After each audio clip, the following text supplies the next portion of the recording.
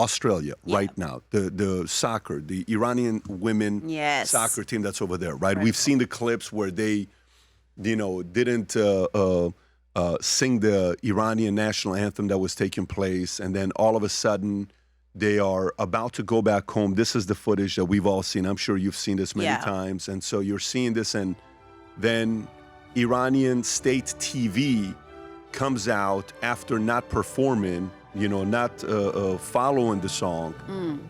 Rob, if you can go back to the other one with Iranian state TV, how he reacted to it. This is a guy that's for Iranian state TV, and here's what he had to say right after seeing this. You should punish traitors harder during war. Whoever takes one wrong step against the country during war, you have to respond to them harder. Like the story of our women national team not singing the anthem. You have to respond harshly. It's not a symbolic act or mere protest. Not singing is the highest order of treason. Both people and officials must treat them as traitors. You can pause it right there. You get the idea what they're saying, right? And now, while they were leaving, people were standing, protesters in front of the bus, not allowing them to leave, not allowing them to go back to the country. The president, Trump, asked Australia to give them asylum, which I believe the Prime Minister Albanese gave them.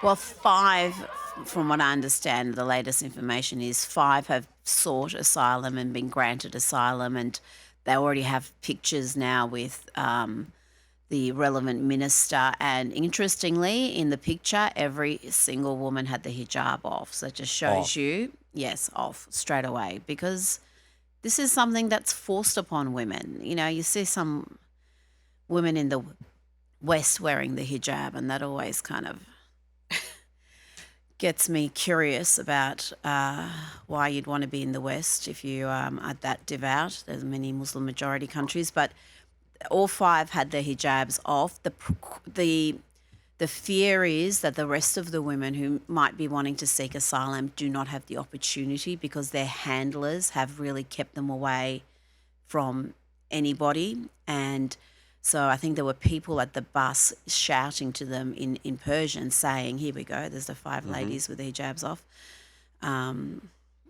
So there were people shouting at them in Persian, telling them you can seek asylum, do this, giving them instructions. But they were bundled off to the airport. That flight went to Sydney, and then in Sydney they're due to take an international flight back. So that's where I'm hoping that authorities intervene and speak to these women one-on-one without their entourage who is going to be controlling them and preventing them from speaking freely.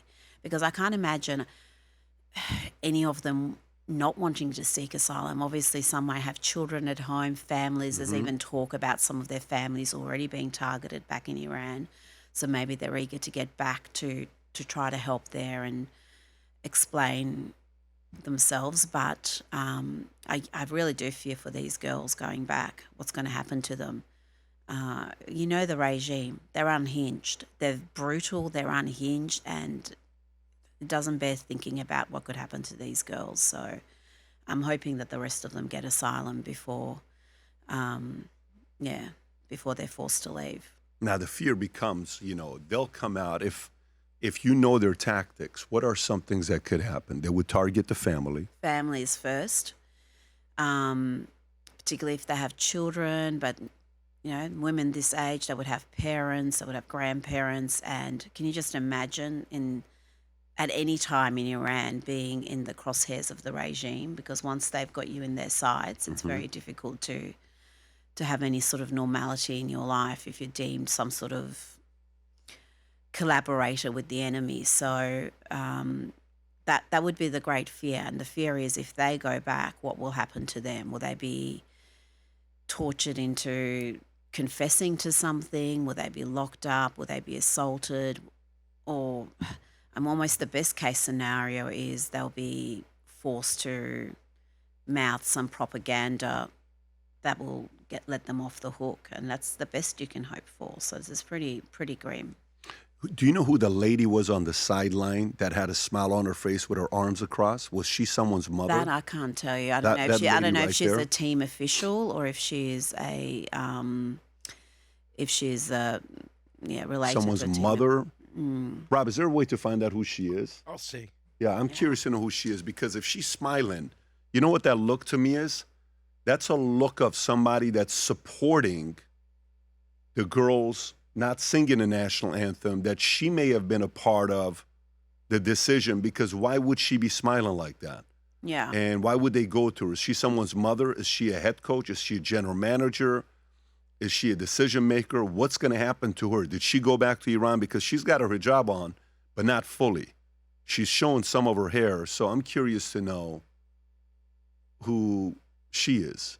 Because if this is a collective decision that was made,